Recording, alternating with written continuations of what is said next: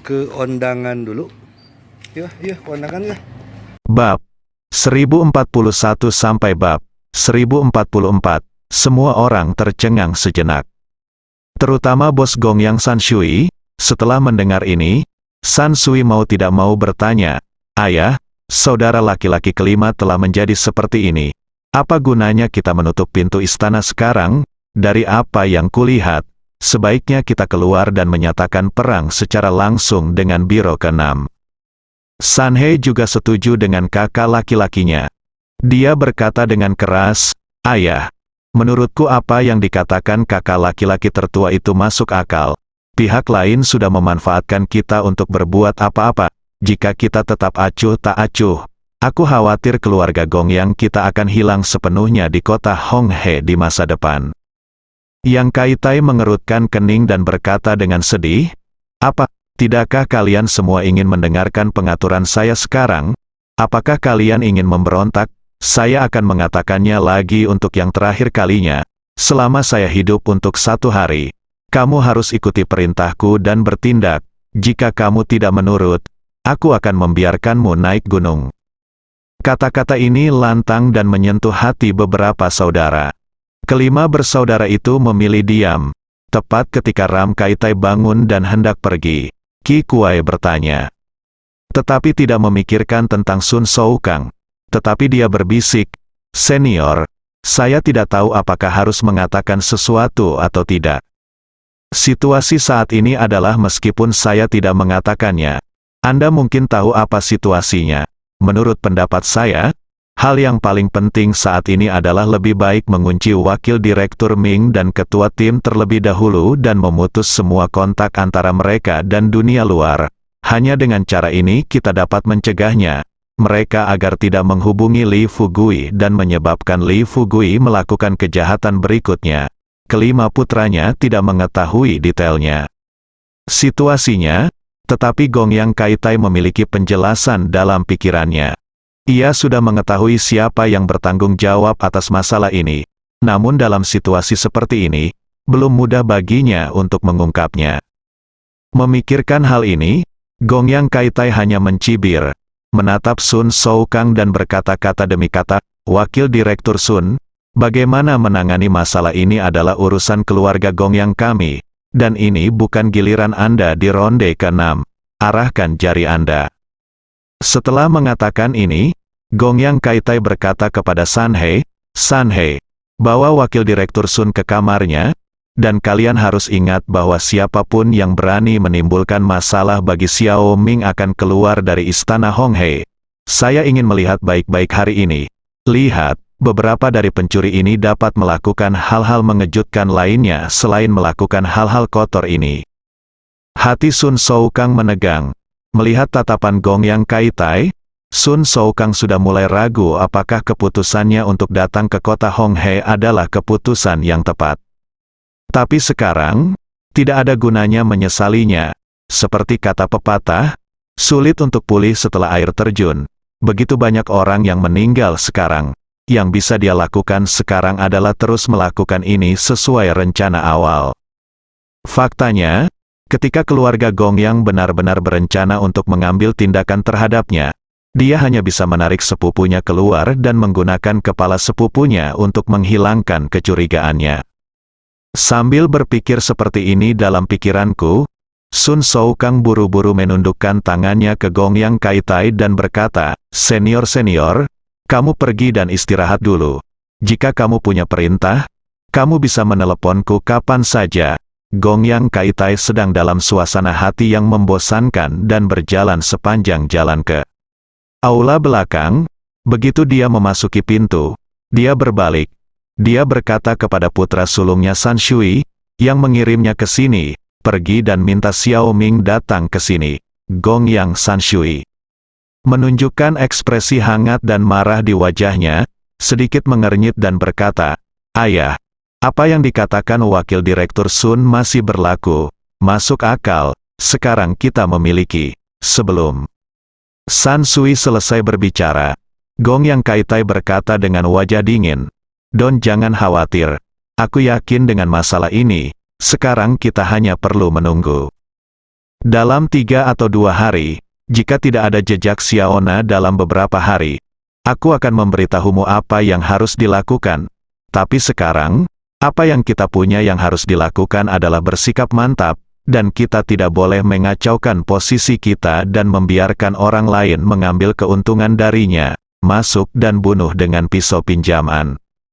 Jika San Sui masih tidak mengerti apa yang dia katakan, maka dia bukanlah Gong Putra yang Kaitai. Ada keterkejutan dalam ekspresinya, dan dia merendahkan suaranya dan berkata, "Ayah, apa maksudmu, Sun?" Pada titik ini, San Sui berhenti. Wajah Gong Yang Kaitai menunjukkan kebencian yang tak ada habisnya, dan dia mengucapkan kata demi kata, "Anda mungkin bisa menebaknya. Anda tidak perlu memberitahu saya tentang hal-hal lain. Karena keluarga Gong Yang kami telah mampu berdiri di kota Honghe selama bertahun-tahun, saya pasti tidak akan membiarkannya hancur di tangan saya." Setelah mendengar ini, San Sui merasa marah tetapi tidak berdaya. Setelah merenung sejenak, dia menahan amarah di dalam hatinya dan berjalan keluar pintu. Tidak lama kemudian, seperti sebelumnya, Saudari Ming datang ke pintu kamar Gong Yang Kaitai. Begitu dia mengetuk pintu, dia mendengar Gong Yang Kaitai berbisik di dalam kamar, "Masuk." Saudari Ming membuka pintu. Begitu dia memasuki pintu, dia berjalan di belakang Gong Yang Kaitai, mengulurkan tangannya untuk membantunya meremas bahunya, tetapi Sister Ming tidak berkata apa-apa. Gong Yang Kaitai memejamkan matanya sedikit, dengan kata perubahan hidup tertulis di wajahnya. Anda dapat mendengar suara jarum jatuh di dalam ruangan, dan suasananya sangat sunyi sehingga agak menakutkan. Waktu berlalu, dan saya tidak tahu berapa lama, Gong Yang Kaitai akhirnya berbicara, tetapi dia tercekik oleh isak tangis. Dia berkata kepada Sister Ming, "Xiao Ming, siapa yang disinggung oleh keluarga Gong Yang saya? Di kota Honghe begitu banyak bertahun-tahun, kita sudah tidak ada yang salah dengan rakyat jelata. Tapi mengapa saya harus menghadapi hal-hal ini?" Saudari Ming tidak tahu harus menjawab apa. Dia hanya menghela nafas, "Paman, jangan khawatir, semua ini akan berakhir cepat atau lambat." Gong Yang Kaitai bertanya balik, "Cepat atau lambat? Apakah nanti atau cepat?" Saudari Ming memiliki ekspresi yang sangat tegas di wajahnya. Dengan ekspresi di wajahnya, dia berkata terus terang, "Selama Li Fugui kembali bersama Xiaona, semua ini pasti akan berakhir." Gong Yang Kaitai hanya bisa menaruh semua harapannya pada Li Fugui sekarang. Meski dia tahu itu pertaruhan, hanya itu yang bisa dia lakukan. Lagi pula, jika Anda tidak bertaruh pada ronde ini, Anda harus bertarung sampai mati di ronde ke-6. Dengan cara ini, keluarga Gong yang baik akan hancur total di tangannya sendiri. "Xiao Ming, pamanku akan bertanya padamu untuk terakhir kalinya. Bisakah kamu memberitahuku apa yang ada di hatimu?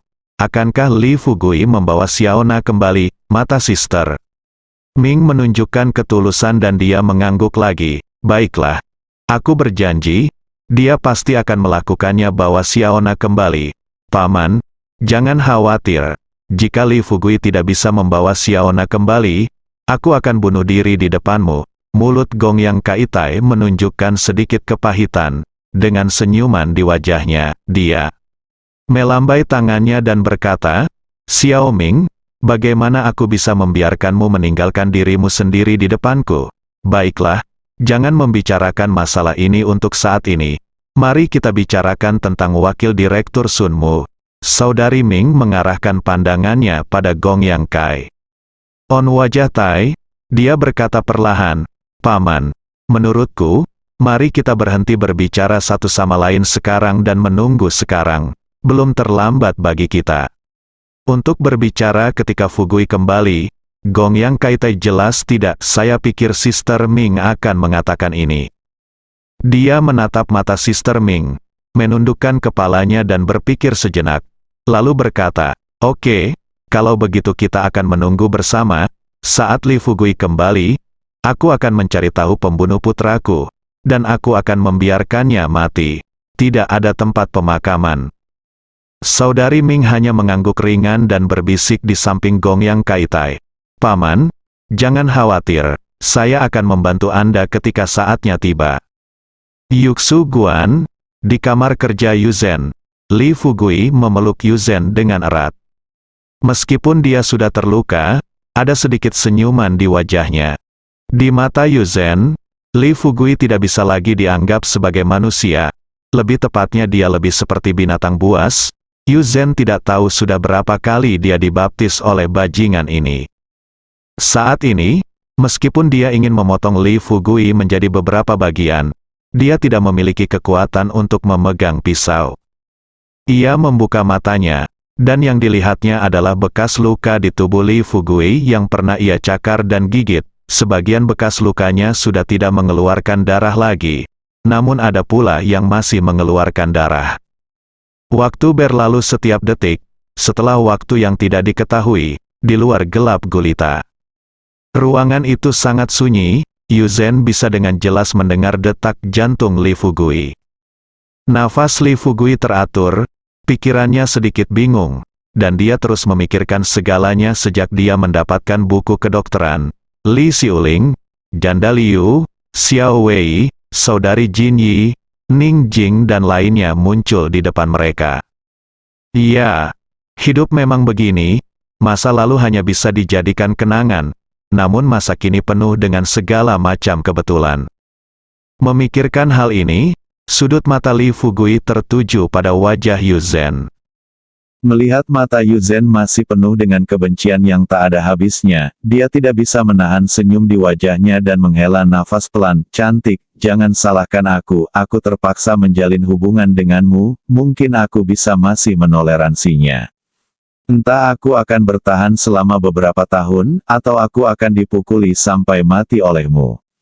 Lagi pula, kamu sudah siap untuk memukulku sampai mati ketika kamu membawaku ke kamar kerjamu. Sekarang kamu bisa memarahiku. Dengan kata-kata paling keji yang pernah kamu pelajari dalam hidupmu, kamu memarahiku menggunakan bahasa yang sama. Jangan khawatir, aku tidak akan pernah membalasnya. Aku juga tidak akan melakukan hal yang sama kepadamu lagi. Bagaimana mungkin Yuzhen masih memiliki kata-kata itu? Energi untuk memarahi, yang dia pikirkan adalah bagaimana cara membunuh gangster bau ini. Tapi sekarang dia hanya memikirkan ide ini di benaknya, tapi dia tidak berani mewujudkannya, dia sangat takut. Jika dia memiliki pikiran membunuh lagi seperti sebelumnya, dia mungkin akan disiksa sampai mati oleh Li Fugui sebelum dia bisa membunuhnya. Buka matamu, Yuzhen memperhatikan dengan mata merah, mengertakkan gigi, dan tetap diam. Li Fugui terus menghela nafas. Jika kamu tidak ingin membunuhku sekarang, tidurlah dulu. Saat kamu tertidur, jika kamu ingin membunuhku, aku tidak akan menghentikanmu lagi. Yuzhen akhirnya tidak bisa membantu tetapi menangis. Itu mengalir di pipinya lagi, dan bertanya pada Li Fugui dengan suara serak, "Mengapa? Mengapa?" Li Fugui bingung dan bertanya dengan sedikit keraguan, "Mengapa?" Yuzhen ingin bertanya mengapa, terlalu banyak.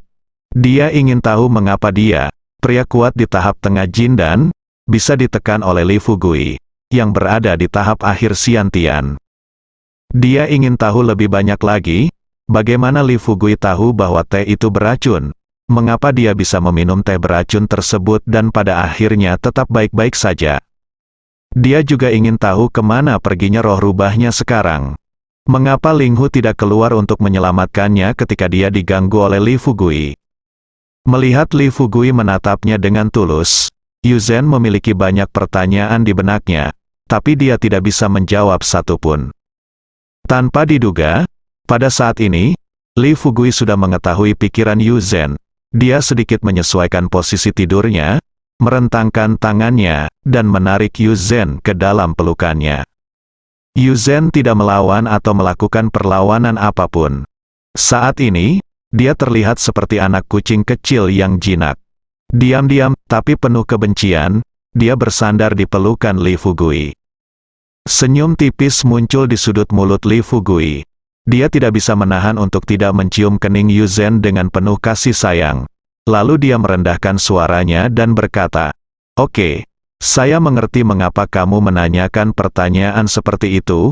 Mari kita bicara tentang yang pertama. Hal pertama, ya, hanya sedikit orang yang tahu tentang masalah ini. Bahkan wanita terdekatku, mereka juga tidak tahu. Tapi hari ini, karena kita sudah seperti ini, sebelum aku mati, biar ku beritahukan alasannya ini. Dari sudut pandang penampilan, aku memang hanya master tahap bawaan akhir. Tapi nyatanya, itu karena keberadaan pohon induk Black Spirit di tubuhku." Sebelum Li Fugui selesai berbicara, Yu Zhen berdiri di depannya. Lalu dia bertanya dengan heran, Apa katamu? Ada pohon induk roh hitam di tubuhmu?" Li Fugui mengangguk, dengan ekspresi tulus di wajahnya, dan berkata dengan serius kepada Yu Zhen, "Ya, itu karena saya memiliki pohon induk roh hitam di tubuh saya. Itu sebabnya saya, seorang master yang tampaknya baru berada di tahap akhir Xiantian, telah melampaui tahap tengah Jin dan mendengar." Ini, Yu Zhen tiba-tiba menjadi tercerahkan. Pantas saja bajingan ini mampu menyedot vitalitas dalam jarak 100 mil dari kolam Tianxian dalam waktu yang sangat singkat setelah memasuki kolam Tianxian. Pantas saja 3 dari 4 tetua kuil Yuxu kalah dari Li Fugui. Pantas saja saya, pemimpin resmi kuil, akan ditindas oleh Li Fugui. Sekarang kalau dipikir-pikir semua ini, semua karena pohon induk Black Spirit. Hanya, Yu Zhen masih sedikit bingung. Dia bertanya kepada Li Fugui dengan serius, "Karena kamu memiliki pohon induk Black Spirit di tubuhmu, mengapa kami tidak dapat melihatnya, Li?" Fugui tidak menyembunyikannya, tetapi menjawab dengan jujur, "Kamu tidak boleh beritahu aku. Aku yakin benda ini masuk ke tubuhku secara kebetulan, jadi aku tidak tahu apa maksudnya. Semuanya baik-baik saja saat pertama kali masuk ke tubuhku. Tapi setelah beberapa saat, ia berhenti bergerak. Menurut penilaianku adalah bahwa ia telah memasuki masa tidak aktif." Pada titik ini, Li Fugui menunjukkan senyum sedikit malu di wajahnya. Yu Zhen mengerutkan kening, dia tidak tahu lagi harus berkata apa. Li Fugui terus menjernihkan kekhawatirannya dan berkata kepada Yu Zhen, "Juga, ketika kamu meracuniku, aku melihat semuanya.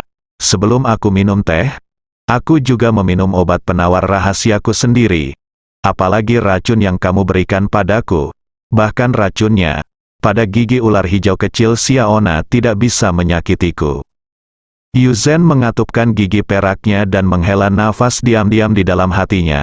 Dia benar-benar pantas mati, dari hal rahasia seperti itu sebenarnya ditemukan oleh bajingan kecil ini. Sekarang lebih baik, daripada dibunuh sendiri, bajingan kecil ini mengalami penghinaan yang belum pernah terjadi sebelumnya. Sementara Yu Zhen berpikir seperti ini, Li Fugui melanjutkan, "Adapun rubah rohmu, dia mungkin sedang bermain dengan ular hitam besarku dan ular hijau kecil Xiaona sekarang. Kan, aku di sini untuk menemuimu. Ketika kamu tiba, saya sudah meminta ular hitam besar untuk menemukan hewan peliharaan spiritual kuil Yuxu. Ia pernah bertarung dengan rubah spiritual Anda sebelumnya, jadi ia pasti sudah tidak asing lagi baginya." Yu Zhen sangat ingin mati di sini. Perhitungan datang dan pergi. Tetapi pada akhirnya, dia berkomplot melawan dirinya sendiri.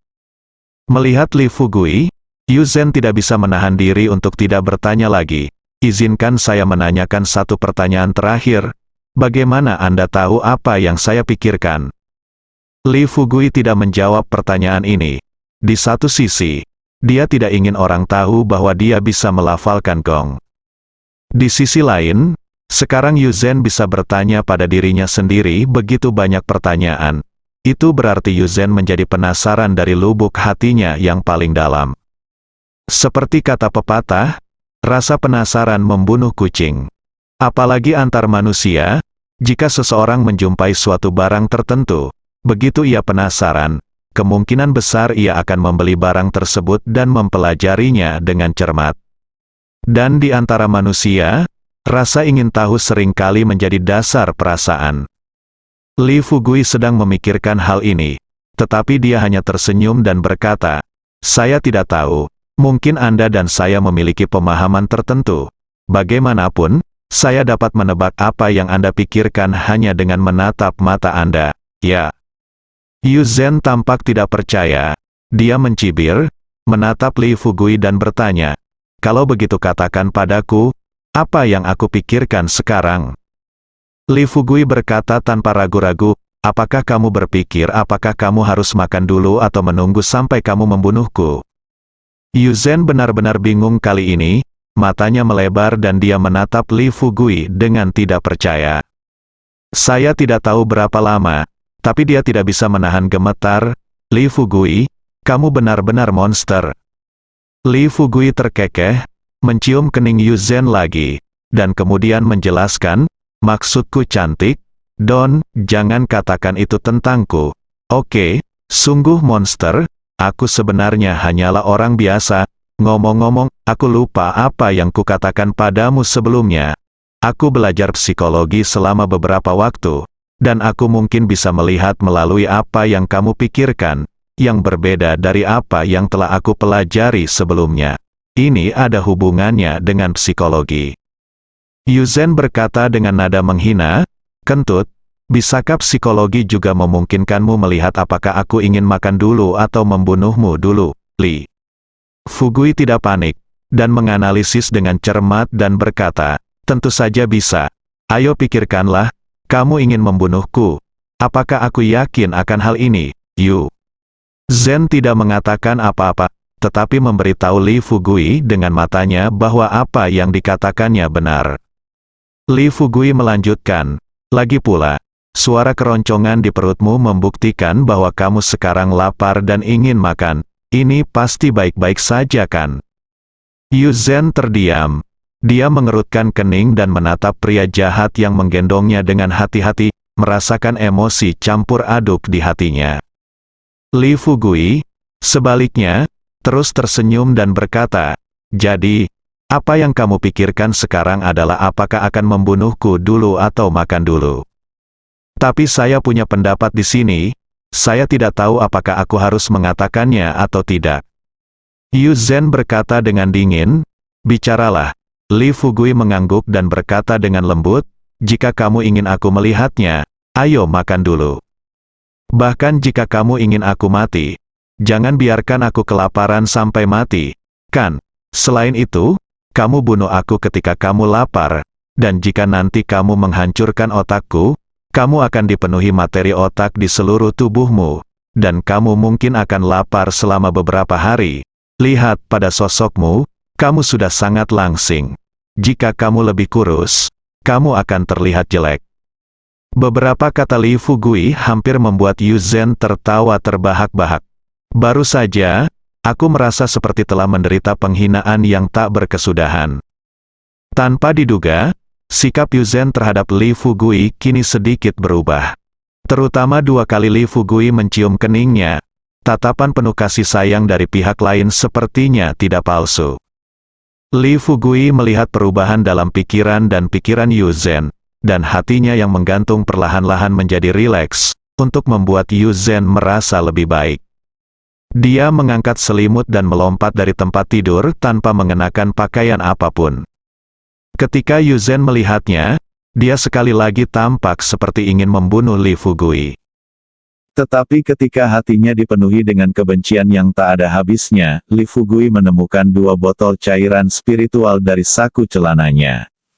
Setelah kembali ke tempat tidur dengan membawa cairan spiritual, Li Fugui membuka salah satu botol, menyerahkannya kepada Yu Zhen, dan berkata sambil tersenyum, "Ini, minumlah botol cairan spiritual ini dulu, dan setelah meminumnya, saya akan memberikannya kepada kamu. Pijat akan membuatmu merasa energi lagi dalam setengah jam."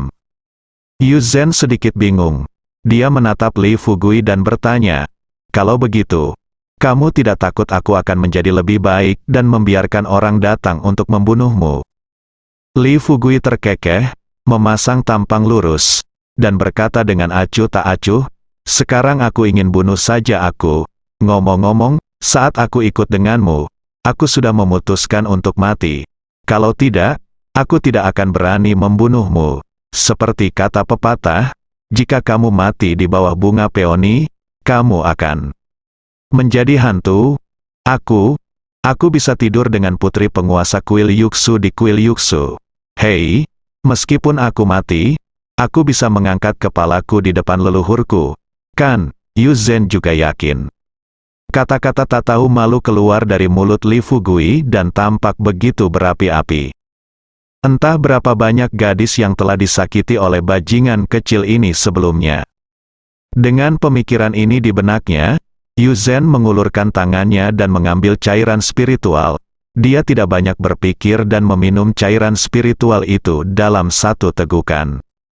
Setelah meminum sebotol cairan spiritual, dia merasakan vitalitas dalam tubuhnya meningkat pesat secara instan. Melihat botol kecil di tangannya, Yu Zhen bertanya dengan ragu, apakah cairan spiritual ini juga diproduksi oleh saya sendiri? Li Fugui mengangguk dan berkata sedikit. Dia tampak puas dan berkata, bagaimana? Apakah ini jauh lebih baik daripada cairan spiritual kuil Yuxu Anda? Siapa yang tahu bahwa Yu Zhen berkata dengan nada menghina, dia memang seekor katak di sumur. Sejujurnya, tingkat rendah semacam ini di kuil Yuxu kami. Benda-benda ini hanya digunakan oleh pendeta Tao biasa. Tetapi semua master di tingkat ramuan emas ke atas menggunakan ramuan. Li Fugui tidak terkejut. Dengan ini, bagaimanapun, pemurnian alkimia jauh lebih maju daripada pemurnian cairan spiritual. Dan yang terpenting adalah pemurnian alkimia dapat mempertahankan kemanjuran bahan mentahnya ke tingkat yang lebih besar. Dan ketika dia memurnikan cairan spiritual, dia menggunakan ramuan yang sama. Jika dimurnikan menjadi ramuan, itu akan lebih efektif daripada mengambil cairan spiritual yang dimurnikan. Hanya saja semuanya punya pro dan kontra. Meskipun alkimia dapat mempertahankan kemanjuran bahan obat, namun memiliki persyaratan teknis yang sangat tinggi. Selama proses pemurnian, pengendalian waktu, suhu, jauh lebih ketat daripada pemurnian cairan spiritual. Jika tidak hati-hati, semua bahan obat akan terbuang percuma. Selain itu, dia memiliki banyak ramuan dan tidak banyak orang yang berlatih di sekitarnya. Apalagi ramuan, cairan spiritual semacam ini sudah cukup menimbulkan sensasi di kota Jiangnan, jadi tidak perlu menghabiskan waktu untuk mengutak-atik hal-hal ini. Berpikir seperti ini, Li Fugui berkata kepada Yu Zhen sambil tersenyum. Sepertinya kuil Yuxu-mu memiliki banyak ramuan dan sumber daya Yuanxi. Ayo, berbaring, aku akan memijatmu dulu. Yu Zhen tidak tahu apa yang terjadi padanya. Setelah mendengar ini, dia benar-benar mengikuti instruksi Li Fugui dan berbalik dan berbaring di tempat tidur sementara Li Fugui memijatnya. Yu Zhen berkata perlahan, kamu berbicara omong kosong. Meskipun sumber ramuan kuil Yuxu kami sedikit lebih rendah daripada sekte teratas, mereka cukup memadai. Li Fugui tersenyum dan berkata, saya mengakuinya. Tetapi masalahnya adalah ada banyak orang yang perlu Anda dukung. Tidak peduli berapa banyak sumber daya yang Anda miliki. Jika ada lebih banyak orang, sumber daya yang Anda alokasikan untuk setiap orang akan lebih sedikit. Yu Zhen menoleh, menatap Li Fugui dan berkata dengan dingin, jika tidak banyak orang, bagaimana kita bisa melindungi status sekte di antara sekte besar? Li Fugui tertawa kecil dan berkata dengan sedikit jijik, jika kamu Yu ada ahli di suguan yang berada di level jiwa baru lahir ke atas, apakah Anda masih perlu khawatir tentang status Anda di sekte? Yu Zhen memandang Li Fugui seperti orang bodoh dan tidak bisa menahan diri untuk tidak berkata, Tuan Li, kamu tahukah kamu apa yang kamu bicarakan, naik ke level Yuanying? Tahukah kamu bahwa master paling kuat di sekte sekarang berada di tahap tengah Yuanying? Adapun orang-orang yang berbicara tentang naik level ke Yuanying, aku ingin tahu apakah ada orang lain yang pernah melihatnya. Aku belum pernah melihatnya sebelumnya. Saat dia mengatakan ini, tubuhnya juga berubah. Dia kelelahan sekarang dan merasa seluruh tubuhnya hancur.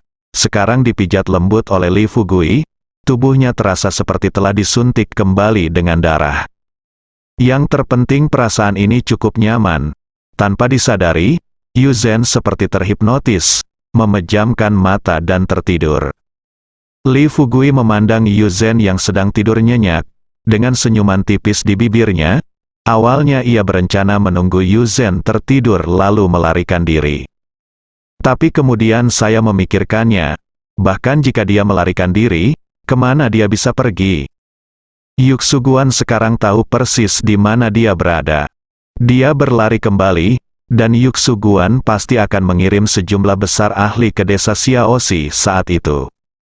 Sebuah keluarga Lu pergi ke desa Xiaoxi dan menimbulkan keributan. Jika Yuksuguan mengirim ahli ke sini, berapa banyak orang yang mungkin mati? Pikirkan ini, Li Fugui menolak melakukan apapun. Bahkan jika dia tidak bisa menyelamatkan nyawanya, dia masih harus melestarikan industri ramuan di desa Xiaoxi. Bahkan jika dia tidak ada sekarang, Li Xiuling dapat mengolah ramuan berkualitas tinggi. Selain itu, Hua Duo sudah lama tinggal di desa Xiaoxi. Tujuannya tidak dapat dilihat oleh orang lain, tetapi Li Fugui mengetahuinya dengan baik. Agar Kapten Game ke-6 bisa mengesampingkan tugasnya dan mengikutinya sebagai wakil kapten, bukankah itu karena dia menyukai sumber daya ramuannya? Orang-orang di game ke-6 ini bukanlah orang-orang yang berpikiran sederhana. Namun jika dipikir-pikir dengan hati-hati, akan lebih baik industri ramuan desa Xiaoxi berakhir di tangan Biro ke-6 daripada dikendalikan oleh sekte dan beberapa keluarga kaya. Setidaknya, yang kami andalkan di balik game ke-6 adalah manajemen senior Tiongkok. Memiliki sumber daya ramuan berkualitas tinggi ini berarti mereka memiliki suara tertinggi di antara para pejuang kuno. Dari sudut pandang ini sangat bermanfaat bagi orang-orang biasa. Berpikir diam-diam di benaknya, Li Fugui hanya menutupi Yu Zhen dengan selimut, lalu mengenakan pakaiannya dan keluar untuk melihat ke halaman kecil. Kemudian dia melihat dua biarawati Tao kecil berdiri tidak jauh dari situ.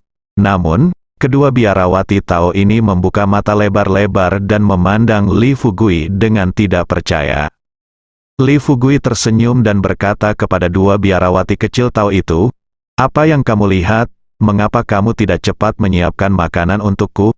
Apakah kamu berencana membuat aku dan kamu kelaparan?" Pendeta Tao Yu Zhen sampai mati. Setelah Li Fugui selesai berbicara, keduanya biarawati Tao kecil itu sepertinya telah sadar kembali, dan mengangguk dengan cepat dan berkata, Oke, saya ingin tahu apa yang ingin Anda makan." Li Fugui berkata sambil tersenyum, "Terserah, tetapi kamu tidak bisa mendapatkan obat ajaibnya, makanlah itu, jangan khawatir kenyang." Setelah mendengar ini, kedua biarawati Tao itu tidak bisa menahan tawa, berbalik dan berjalan pergi. Segera, keduanya membawa kotak makanan dan sampai di depan pintu rumah. Setelah mengetuk pintu, Li Fugui melangkah maju dan membuka pintu. Ketika dia melihat dua biarawati Tao kecil menjulurkan kepala untuk menonton, dia langsung menyingkir dan berkata sambil tersenyum, "Apa, kamu masih berencana untuk masuk dan menunggu kami tidur? Ayo, menjauh, lihat pintunya, masuk dan lihat." Mendengar apa yang dikatakan Li Fugui, kedua biarawati Tao itu langsung tersipu, dan dengan cepat menyerahkan kotak makanan itu kepada Li Fugui, lalu meninggalkan ruang. Setelah dua biarawati Tao kecil itu keluar, Li Fugui meletakkan isi kotak makanan di atas meja satu persatu. Dia tidak membangunkan Yu Zhen. Setelah mengisi perutnya sendirian, dia naik kembali ke tempat tidur. Malam yang hening, keesokan harinya fajar. Ketika Li Fugui bangun, dia melihat Yu Zhen duduk di meja makan, sedang sarapan. Li Fugui mengangkat kepalanya, melirik ke arah Yu Zhen, dan bertanya dengan malas, "Mengapa kamu tidak membunuhku saat aku sedang tidur?" Yu Zhen berbalik dan tidak menjawab pertanyaan Li Fugui. Tetapi dia berkata dengan santai, "Turunlah dan makanlah. Kamu benar-benar terkutuk. Kamu tahu aku lapar tadi malam dan kamu meminta makanan, tapi kamu tidak tahu untuk memintaku bangun dan makan sesuatu juga. Ini masih pagi sekali. Tapi dia bangun karena kelaparan." Li Fugui tidak panik. bangkit dan mengenakan pakaiannya, duduk di meja, mengambil porsi sarapannya sendiri dan mulai makan. Awalnya aku ingin membangunkanmu, tapi karena mengira kamu pasti kelelahan, aku tidak tahan. Aku berpikir untuk membiarkanmu lebih banyak istirahat, sehingga kamu bisa menunggu sampai fajar dan memiliki kekuatan untuk membunuhku, Yu Zhen. He menatap Li Fugui dan berkata sambil mencibir, apakah kamu benar-benar mengira aku akan dibodohi olehmu? Jangan kira aku tidak tahu. Kamu pasti begadang semalaman dan selalu waspada melawanku. Begitu kamu menemukanku jika aku memiliki niat membunuh terhadapmu, maukah kamu mengampuniku? Kali ini, Yu Zhen benar-benar menganiaya Li Fugui. Tapi hal ini tidak bisa disalahkan karena dia pemalu. Bahkan kemarin butuh setengah hari untuk membuatnya berpikir bahwa jika dia digigit ular sekali, dia akan takut pada tali sumur selama 10 tahun. Dia takut jika dia tidak bisa membunuh Li Fugui, bajingan itu akan bangkit dan menyiksanya lagi. Kedua, setelah mempertimbangkan dengan cermat di pagi hari, Yu Zhen tidak tahu apakah dia harus membunuh Li Fugui. Secara khusus, energi spiritual kolam Tianxian diserap oleh Li Fugui, dan kutukan keluarga Gongyang dipatahkan. Ada berbagai tanda bahwa dunia seni bela diri kuno mungkin benar-benar berubah. Pada saat ini, jika dia membunuh Li Fugui tanpa meminta instruksi ayahnya karena dia tidak puas dengannya, ayahnya tidak akan menghukumnya, tetapi kemungkinan besar dia akan dihukum karena kecerobohannya kuil Yuxu membawa beberapa krisis. Tepat ketika dia memikirkan hal ini, Li Fugui sekali lagi memahami pikiran Yu Zhen. Dia hanya tersenyum dan melanjutkan sarapannya. Setelah menghabiskan makanan di piring dalam 3 pukulan, Li Fugui bersandar di kursi dengan nyaman dan bertanya pada Yu Zhen, katakan padaku, karena kamu tidak berencana membunuhku, siapa yang akan kamu biarkan membunuhku, Yu Zhen hendak berbicara, tetapi Li Fugui melambaikan tangannya lagi dan berkata, jangan biarkan keempat tetuamu datang, mereka bukan tandinganku, mereka mungkin membuatku muntah darah lagi. Yu Zhen sudut mulutnya sedikit terangkat, dan dia berkata terus terang, jangan khawatir, saya tidak akan membiarkan mereka datang, bersambung.